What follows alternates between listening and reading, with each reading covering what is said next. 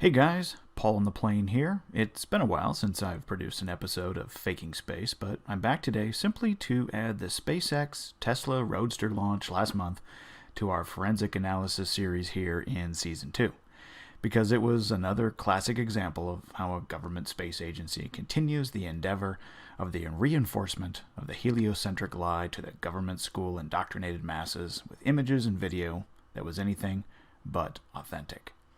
If you think for 1 second that SpaceX and NASA aren't connected, you better check the facts. Under our ELV certification agreement, we're undertaking vigorous engineering reviews with the Air Force. To date, we've delivered more than 30,000 data items to the Air Force and provided total access to our internal systems to more than 300 government officials for certification. And we hope to complete that certification this year.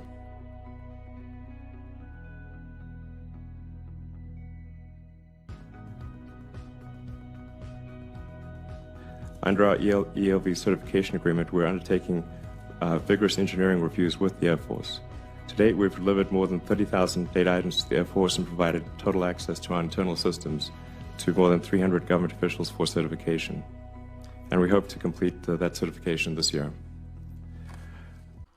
But what I'm going to briefly cover today will be nothing new to a lot of you. The truth community did a great job dissecting the SpaceX dog and pony show and presenting all the inconsistencies and anomalies and why the whole thing looked so fake that it had to be real, right? And major props to Jeranism for catching the fact that SpaceX was allowed to modify a recording of its live stream of Starman on YouTube. I wonder how many times they've gotten away with it in the past. I put Jaren's video link in the description below. If you haven't seen it yet, be sure to check it out. Shoot, that in of itself should make your spidey sense tingle. That is, if you're genuinely interested in finding the truth. Unfortunately, many of you who watch this are only interested in trying to discredit or make a mockery of those who are pointing such things out, you religious nutjobs. Your actions and reactions reveal everything about you and your religious fanaticism with quote-unquote space. But I digress. As I was saying, the truth community absolutely tore up the Starman footage within a few days, basically doing the job for me.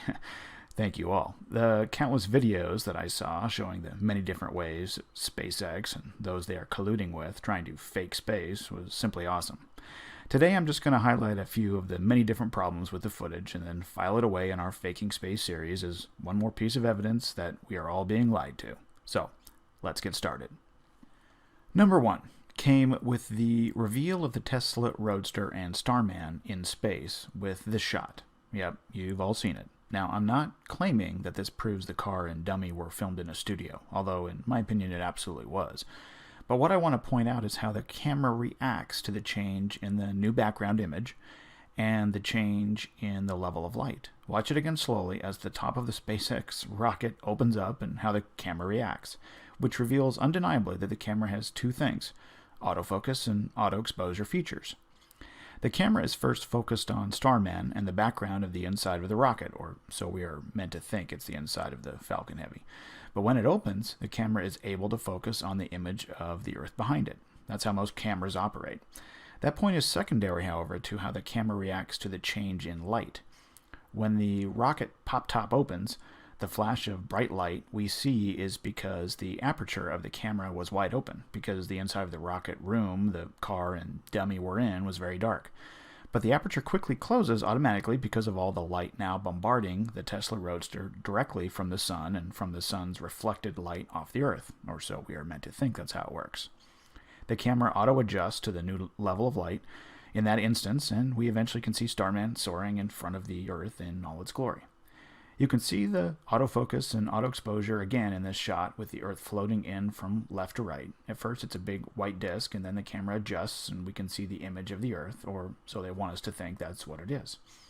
So now that we've proven the camera has autofocus and auto exposure settings, we can view the rest of the footage with a concrete understanding of what the camera should pick up and what it should not.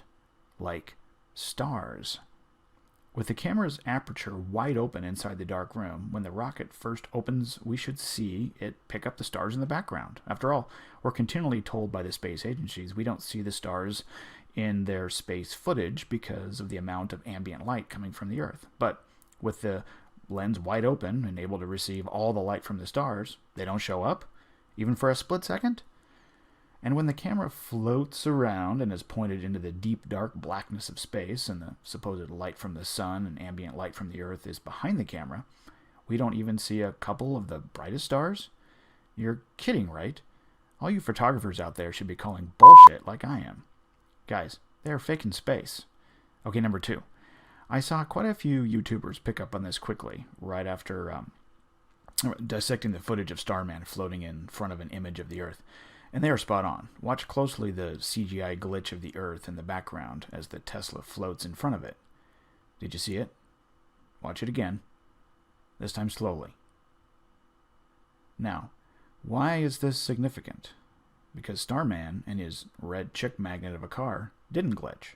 It was only the background of the moving image, meaning it's a layered video feed. If it was a camera glitch, you would see Starman, his Tesla, and the Earth all glitch simultaneously, in the same way, in the same direction, and all recover at the same time. You don't, because it was just one layer of the video suffering this glitch, while the video feed of Starman and his hot ride, the top layer, was consistent. Busted. When are you guys going to start asking yourself why they have to fake all this science fiction garbage if space, as it is presented to us in our government schools and in the mainstream media, is true? Okay, number 3.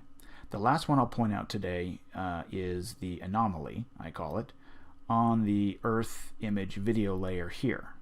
Look through the Tesla windshield and you can see the dark spot going from left to right. It looks like a long space turd.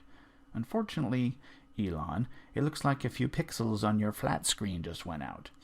I have no idea what that is or why it appeared on the video layer other than it's not supposed to be there because we've never seen a long black turd floating above the clouds in any of the other hundreds of Earth shots we are spoon-fed from the government space agencies, from the Epic Discover, the Himawari, the Electro-L satellites, which give us all these amazing, quote-unquote, photos of the spinning, orbiting space pair. They aren't photos. This channel has debunked that 1,000 times over. Even the Lunar Reconnaissance Orbiter, or LRO, and its breathtaking Earthrise shots in all their high-def glory never picked up a giant space turd. So, sorry, Mr. Musk, another CGI fail to add to this pile of crap. If you have enough faith in what they tell you space is like, that is. If you haven't seen that Globusters episode, check it out. The link is in the description. SpaceX, Starman, a Tesla in space. Hope you guys are all enjoying the show. Debunked, debunked, debunked. Until next time, this has been Paul on the Plane. Thanks for watching.